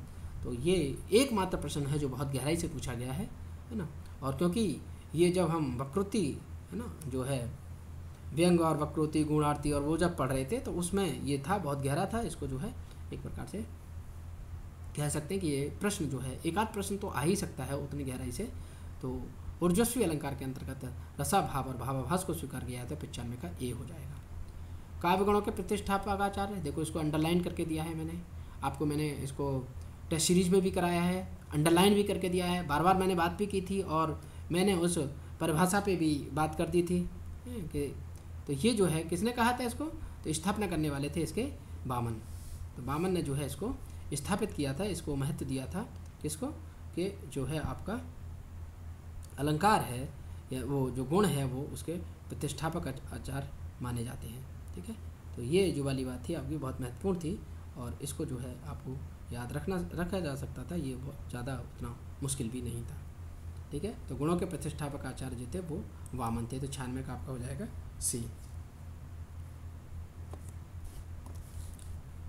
प्रश्न नंबर 97, काव्य शोभा कर्ता धर्मो गुणा। देखिए तुरंत ही उस गुण की बात करते हुए गुण की प्रतिष्ठापा की बात, ये दोनों जो प्रश्न है मैंने एक ही लाइन के अंतर्गत समझाए हैं, एक ही लाइन पूरी अंडरलाइन कर रखी थी, उस लाइन में ये दोनों ही बातें स्पष्ट हो गई थी। 2 प्रश्न एक ही लाइन से आ गए। देखो कि काव्य गुणों के प्रतिष्ठापक आचार्य, ये लिखा था पहले मैंने कि वामन है, और फिर मैंने ये लिखा था कि कैसे हैं, कि वो कहते हैं काव्य शोभाया कर्तारो धर्मः गुणा, कि काव्य की शोभा करने वाले जो धर्म क्या है, गुण है। तो ये गुण की बात यहाँ पर हुई। तो जो 97 है आपका, उसमें आपका हो जाएगा बी वामन। ये परिभाषा मैंने आपको दी थी, अंडरलाइन करके दी थी, और जो है मैंने ये आपको जो क्लास ली थी, जो पेपर जो मैंने कराया था उसमें भी मैंने आपको ये बताया था। अभिनव गुप्त की निष्पत्ति देखिए के अर्थ चारों विद्वान मैंने कितने अच्छे से समझाए थे, प्रश्न में भी करे हैं। देखिए कितना पेपर हम कह सकते हैं कि जो हमने पढ़ाया वो कितना, आप 80 प्रश्न इसमें आराम से हम देख सकते हैं कि जो हमने पढ़े हैं, जिनको हमने लगाया है, वो यहाँ आपको दिखाई दे रहे हैं स्क्रीन पे। तो अभिनव गुप्त की जो निष्पत्ति है, तो वो निष्पत्ति किस में देख रहे हैं? तो देखिए इसका होगा आपका अभिनव गुप्त अभिव्यक्तिवाद को, निष्पत्ति का अर्थ उन्होंने अभिव्यक्ति निकाला था। और रस मीमांसा के लेखक कौन है? तो रस मीमांसा के आचार्य रामचंद्र शुक्ल है। इस पुस्तक को मैंने लिखवाया भी था, कल परसों भी लिखवाया था, बताया था कि ये बहुत महत्वपूर्ण है। जब आचार्य रामचंद्र शुक्ल के निबंधों की बात कर रहा था तो इसको मैंने लिखवाया था कि रस मीमांसा आप जरूर याद रखिएगा। और डॉक्टर नगेंद्र का रस सिद्धांत, तो रस मीमांसा जो है डॉक्टर रामविलास शर्मा आचार्य रामचंद्र शुक्ल का था, और रस सिद्धांत जो है आपका डॉक्टर नगेंद्र का था। तो ये भी मैंने आपको बताया था कि इस रचना को जरूर याद रखिएगा, बहुत महत्वपूर्ण है। देखो सीधी पूछ ली गई। और प्रश्न नंबर 10, वात्सल्य का 10वां रस किसने माना है? तो वात्सल्य को 10वां रस स्वीकार किया है वो आपके विश्वनाथ ने स्वीकार किया है। तो इस प्रकार से इसका आंसर हो जाएगा डी। 99 का बी और 100 का जो होगा डी। और इस प्रकार से ये पूरा पेपर बहुत जो हमने पढ़ाया, एक प्रकार से देखें तो मुख्य रूप से हमें देख सकते हैं कि ये प्रश्न हमने जो करने की कोशिश की है वो ज़्यादा मुश्किल नहीं था, बहुत आसान सा प्रश्न था जो हमें बहुत अच्छे से याद हो सकता है, जो हमने बहुत अच्छे से मतलब जो हम पढ़ा रहे थे। अगर हम आप अपना मटेरियल देखेंगे तो 80 क्या मैं कह रहा हूँ कि अभी अगर हम गिनने बैठेंगे तो हमने लगभग कुछ क्वेश्चनों को छोड़ दें तो हमने बहुत सारे क्वेश्चन पढ़े थे, बहुत अच्छे से पढ़े थे। और सबसे ज़्यादा अच्छी क्लास हमारी हमने भारतीय काव्यशास्त्र और भारतीय काव्यशास्त्र पे सबसे विस्तार से पढ़ाया था। और यही बात हुई थी सब साथियों की कि सर ये बहुत टफ है तो इसको हम पहले पढ़ें। तो देखिए कितना आसानी से हमने इसको पढ़ा था और उम्मीद है कि हमारे साथी एग्ज़ाम में बहुत अच्छा करके आए होंगे सभी। और जब इसका बनेगा यानी जब इसकी फाइनल आंसर की आएगी या फाइनल जब आएगा रिजल्ट हो, हमें उम्मीद है कि हमारे यहाँ से बहुत अच्छे खासे बच्चे इसमें ज़रूर अच्छा करके आए होंगे। ठीक है साथियों, बाकी आप इसको मिला सकते हैं, देख सकते हैं वीडियो, है ना। शुक्रिया, धन्यवाद।